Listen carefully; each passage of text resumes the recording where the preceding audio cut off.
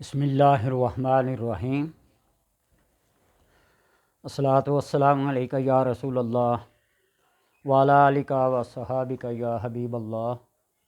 اللہم صلی علی محمد وعلی آل محمد صلی اللہ علیکہ یا محمد نور من نور اللہ۔ عبادات میں سے جو عبادت، جو رکن، جو حکم زیادہ اہمیت کا حامل ہوتا ہے، اس کے اندر مشکلات بھی اور پابندیاں بھی زیادہ ہوتی ہیں۔ ایام حج چل رہے ہیں اور حج ارکان اسلام میں سے سب سے اعلیٰ اور سب سے عرفہ ایک عمل ہے، ایک رکن ہے۔ اس کے اندر بڑی پابندیاں اور بڑی مشکلات ہیں، اور جو برداشت کر گیا حج مبرور اور مقبول کا ثواب بہت زیادہ ہے۔ کہنے کا مطلب یہ ہے کہ جب بھی کوئی عمل کرتے ہیں، کوئی وظیفہ کرتے ہیں، پابندی کے ساتھ مشکلات کو برداشت کرتے ہوئے، احکامات کو بجا لاتے ہوئے کریں تو اس کے اندر کامیابی ملتی ہے۔ اعتکاف بیٹھتے ہیں تو اعتکاف کی کچھ پابندیاں ہیں، کچھ شرائط ہیں، ان کو فالو کریں گے تو پھر اس اعتکاف کے بیٹھنے کا ثواب بھی ملے گا۔ اسی طرح جب کوئی وظیفہ کرتے عمل کرتے ہیں مقررہ دنوں کے لحاظ سے اور تعداد کے لحاظ سے، تو پھر اس کے لیے بھی کوئی شرائط اور کوئی پابندیاں ہوتی ہیں۔ ایک وظیفہ جو آپ کو بتانے لگا ہوں، اس کی کئی جہتیں اور کئی سمتیں ہیں، کئی اطراف ہیں۔ جس طرح جو بندہ کرے گا اسی طرح کے فوائد اور ثمرات اور بینیفٹس پائے گا اس کا۔ سورہ اخلاص کو آپ کسی بھی نوچندی تاریخ کو، مہینے کو شروع کریں، اور یہ بات پہلے بتا دوں کہ یہ جو ایام حج ہیں، ذیقعدہ اور ذی الحج کے ایام، ان میں کوئی چلہ، کوئی وظیفہ نہ کیا جائے تو بہتر ہے۔ بس اس میں وہ اعمال کریں جو اللہ کی قربت، اللہ کا قرب اور اس کی خوشنودی کے لیے ہوں۔ جس طرح ذی الحج کی پہلی 10 راتیں ہیں، صرف اللہ کی رضا کی خاطر جو کرنا چاہیں، عبادات، نوافل وغیرہ، صدقے خیرات کریں۔ جو چلہ کرنا ہو، جو عمل کرنا ہو پڑھائی کے لحاظ سے، جگہ اور وقت کے تعین کے ساتھ، تو وہ ان ایام میں یا ان مہینوں میں نہ کریں۔ ذیقعدہ، ذی الحج اور محرم، ان 3 مہینوں میں نہ کریں۔ یہ میں ادب سے گزارش کرتا ہوں۔ اگر بات کو مان لیا تو آپ کو اس کا فائدہ بھی پتہ چل جائے گا، اور سوالوں پہ سوال کریں گے تو شاید جواب نہ ملے۔ خاموشی خود ایک جواب ہوتا ہے اور بہترین جواب ہوتا ہے۔ تو ان مہینوں کے گزرنے کے بعد آپ اعتکاف کی شرائط کو مد نظر رکھتے ہوئے لباس، جگہ، وقت کی پابندی، خلوت نشینی، گوشہ نشینی کو اختیار کرتے ہوئے سورہ اخلاص کی اس عمل کو شروع کریں۔ سوموار کو شروع کریں یا جمعرات کو، فجر کی نماز کے بعد آپ اس کو شروع کریں، اور نماز پڑھنے کے بعد 1000 مرتبہ سورہ اخلاص کو پڑھیں۔ فجر کے بعد، ظہر کے بعد، عصر کے بعد اور مغرب کے بعد۔ مغرب تک آپ کے 4000 بار سورہ اخلاص پڑھی جائے گی۔ اور عشاء کی نماز ذرا جلدی پڑھیں، اذان ہونے کے ساتھ ہی شروع کر دیں، اس لیے کہ اس عشاء کی نماز کے بعد جو تعداد ہے سورہ اخلاص کی وہ 16000 مرتبہ ہے۔ جو بندہ کرنا چاہے تو پہلے اپنی کیلکولیشن کر لے کہ میں عشاء سے لے کر فجر کی نماز تک کتنے ہزار مرتبہ پڑھ سکتا ہوں، آسانی کے ساتھ، سپیڈ لگا کے نہیں۔ یہ نہ ہو کہ آپ شروع کر دیں اور آپ کی یہ تعداد جو عشاء کے بعد ہے یہ پوری نہ کر سکیں اور اکتا کر تھک کر چھوڑ دیں، اور عمل کو شروع کر کے چھوڑ دینا پھر مشکلات میں بندہ جکڑ جاتا ہے، الجھ جاتا ہے۔ اور عمل جو ہوتا ہے نا، وہ سب سے پہلا دشمن ہوتا ہے عمل کا۔ ان بات کو خیال رکھیں۔ ذوق اور شوق بندے کو ابارنے کی کوشش کرتا ہے، لیکن جب اس عمل میں پڑ جاتا ہے نا تو پھر وہ تعداد، وہ شرائط، وہ آداب پورے نہیں کر سکتا، چھوڑ دیتا ہے، پھر مشکلات پیش آتی ہیں۔ تو اس لیے پہلے یہ پڑھ کے دیکھ لیں۔ 1000 پڑھنے میں تو چلو گھنٹہ لگتا ہے، 1.5 گھنٹہ لگتا ہے، وہ تو لگ جائے گا۔ سارے کاموں سے آپ کو فری ہونا پڑے گا۔ اور عشاء کے بعد 16,000 مرتبہ جب تعداد آپ پوری کر لیں 3 گھنٹے 4 گھنٹے میں، جتنے گھنٹے میں، یعنی عشاء سے فجر تک کا وقت ہے، درمیان میں تھوڑا سا سستا سکتے ہیں، تھوڑا سا بریک لے سکتے ہیں، لیکن یہ نہ ہو کہ بریک ہی ہو پھریں وہ دوبارہ اس کو جوائن نہ کر سکیں۔ تو اس لیے پہلے یہ تجربہ کر لیں، 1 دن 2 دن، اس کے بعد شروع کریں۔ اس طرح اگر آپ نے 16 دن پورے کر لیے، 16 دن، تو پھر آپ یہ اندازہ لگائیں کہ 16,000 مرتبہ پڑھیں گے عشاء کے بعد، اور 4,000 مرتبہ 4 نمازوں کے بعد، یہ 4,000 یا 20,000 مرتبہ روزانہ آپ نے سورہ اخلاص پڑھنی ہے فجر سے عشاء تک۔ پھر کیلکولیشن کر لیں کہ 16 کو 20 کے ساتھ ہیں، ضرب دے دیں کتنے لاکھ بنتی ہے،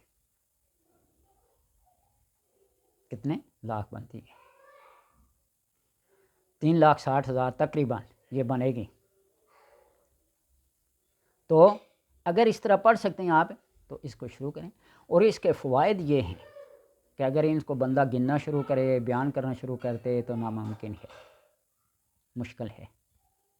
بندہ خود پڑھائی کے دوران ہی جو انوار و تجلیات محسوس کرتا ہے تو پھر اندازہ ہوتا ہے کہ واقعی کچھ اللہ کی رحمت، اس کی برکت اور اس کا نور میرے سینے کے اندر جمع ہو رہا ہے۔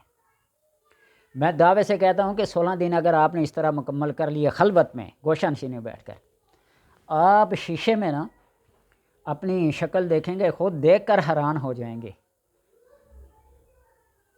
میں نے جب یہ عمل کیا تھا تو بہت عرصہ پہلے کیا تھا، لیکن اپنی بدعمالیوں کی وجہ سے نا وہ رونقیں ختم ہو گئی ہیں۔ لیکن اللہ کا کرم ہے، آج بھی جو بندہ دیکھتا ہے نا، ظاہری چہرے مورے کو دیکھ کر اندر سے پتہ نہیں کتنا دھوکہ ہے، کتنا فراڈ ہے، لیکن ظاہری چہرے کو دیکھ کر، شکل و صورت کو دیکھ کر بندہ اعتبار کر لیتا ہے۔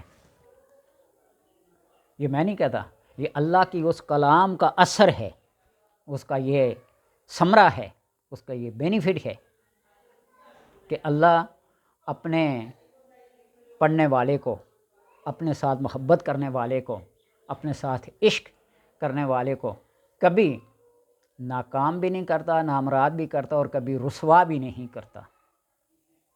اس بات کو یاد رکھیں۔ اور اگر آپ نے اس طریقے سے اس 20,000 کی تعداد کو 16 دن تک پڑھ لیا تو پھر انشاءاللہ تبارک و تعالی آپ کے اندر اللہ کے قرب کی، اس کے نور کی، اس کی خوشنودی کی اور اس کی رضامندی کی جھلک آپ خود محسوس کریں گے۔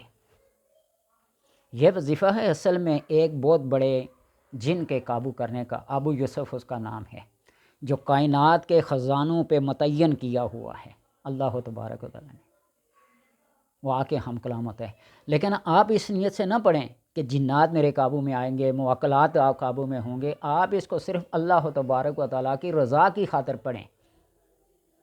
ہم کسی ایک کو تسخیر کرنا چاہتے ہیں نا، وہ ہو یا نہ ہو، پھر ناکام ہو جاتے ہیں، پھر اعتراضات اور گلے شکوے کرنا شروع کر دیتے ہیں۔ جب اس کو اللہ تبارک و تعالیٰ کی رضا کی خاطر پڑھیں گے تو موکلات بھی تابع ہوں گے، جنات بھی تابع ہوں گے، انسان بھی تابع ہوں گے۔ سخر لکم ما فی السماوات والارض، زمین و آسمان کے اندر جو چیز ہے وہ تمہارے لیے مسخر کر دی جائے گی۔ آپ بس دل کے اندر نیت کریں گے، ارادہ کریں گے میرا یہ کام ہو اور فلاں کا یہ کام ہو، اللہ تبارک و تعالی بس اس دعائیہ کلمات کے پہنچنے کی دیر ہے، اللہ اس کے لیے اسباب پیدا کر دیتا ہے۔ صبح ارادہ کریں گے شام تک کام ہو جائے گا، شام کو کریں گے، رات کو کریں گے، صبح انشاءاللہ وہ بالکل واضح اور بین طور پر آپ کو اسباب اور ذرائع سامنے نظر آئیں گے، کام ہوتا نظر آئے گا۔ حقیقت ہے، اس لیے کہ یہ ہے اللہ کی کلام۔